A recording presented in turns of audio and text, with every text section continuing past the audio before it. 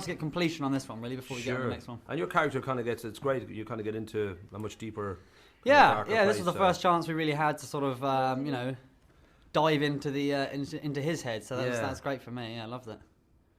Ready to rock? This is the sixth book, obviously, and this is really where everything hits the fan. And for your character, there's that real sense that at last he wants to prove himself to be bad to the bone. And I don't know, for you as an actor, I think that was quite the challenge, because you really have to come into your own here. You're the chosen one as well. Sure. I mean, you really have to look at it like he is the Harry Potter of the bad side, really, and he revels in that. I think at first he's always been jealous of Harry's sort of you know, his status of being the chosen one, and now he gets to be the you know, Voldemort's chosen him. So I think at first he revels in it, and then it's only sort of later on when he gets into the severity of what he's actually doing that he starts to crumble, and I think he has ulterior thoughts. But yeah, like you say, it's a real range, which is good for me, because usually he's slightly two-dimensional, whereas in this film he really got a chance to sort of go past that and go into sort of his true feelings, really.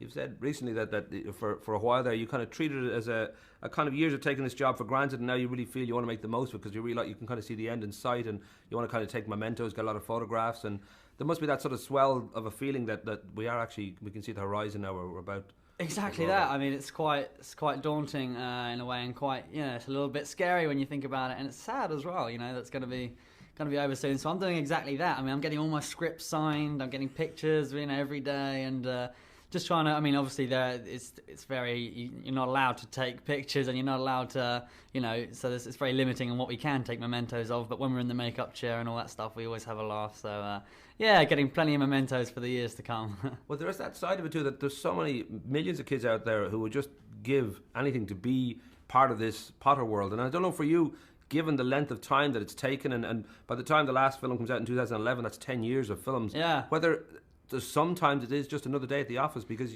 well, it's kind of strange. Like you say, as a kid, I remember as a child we were doing. I was actually told. I remember it was during a sports day. I was doing a javelin tournament, and my teacher came up to me and told me that my mum had a phone call for me, and she told me then and there that I have the part of Draco, which I was obviously happy about, but I had no idea it was going to be. I was still going to be there 9 years on, so to speak. So it's quite bizarre to think that it is almost a day at the office now, because we've done it for so long. But at first I had no idea quite what we were getting into. But yeah, I mean, it's certainly a very exciting day at the office if it is. I was going to say too, your work outside of Harry Potter, you've been fairly kind of relatively quiet. You had Home from Twins in 99, then they disappeared last year, and you've 13 Hours, I think, this year, and Emma of Lulworth Cove, I think, this year. Yeah, there's lots of projects. Possible. Emma of Lulworth Cove, unfortunately, has sunk as of now. All right. But there are plenty of other sort of, you know, sort of quite major budget British films, you know, nothing on the scale of HP, obviously, that have been really interesting scripts and stuff. So there's plenty to look forward to, and there's certainly life after Potter, so I'm not too worried about that just now. And has your attitude changed about film acting hugely, over those years? Massively. I mean, the last year, I mean, for the first 3-4 years I did it, I wasn't even that keen, wasn't sure whether this was going to be the thing for me, so to speak. But with filming HP6, it was my first real opportunity to sink my teeth into a character and see if it was successful. I mean, if it was a complete failure, I don't think I would have developed the passion that I had. But David Yates was always very complimentary and very, you know, encouraging, which made me feel very confident. And in turn, I've had some very nice compliments about it when people have seen it. So that sort of fills me with drive and passion, and certainly the desire to do it for the rest of my life.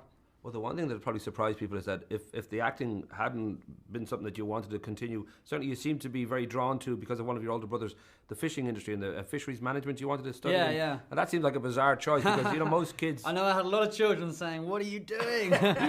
Well, my older brother's a fisherman, so I've been doing that. I've been doing that as a hobby for a long time, and truth be told, I think as a kid, I think I said that once as a passing gesture, and It just spread like wildfire. So I've been stuck with this plague now of, "Are you going to become a fisherman?" It's like, no, that was a few years ago now.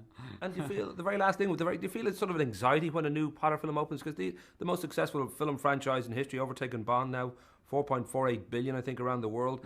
And there's no question these last 3 films are probably going to do pretty well. I don't know whether you actually feel anxious for them when you think, I really want these. Personally, yes, very much so in this one, because obviously I put quite a lot of myself into it. I mean, I won't lie, in previous ones, you know, it's only ever been fairly two-dimensional work, so I know my performance doesn't hinder the film at all.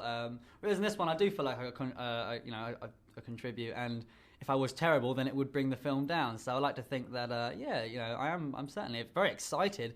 Yesterday was the first chance I got to see it with a live audience, and that makes a big difference. Seeing their reactions as and when you're doing lines, and this moments of silence on the screen. It's fantastic. Rock and roll.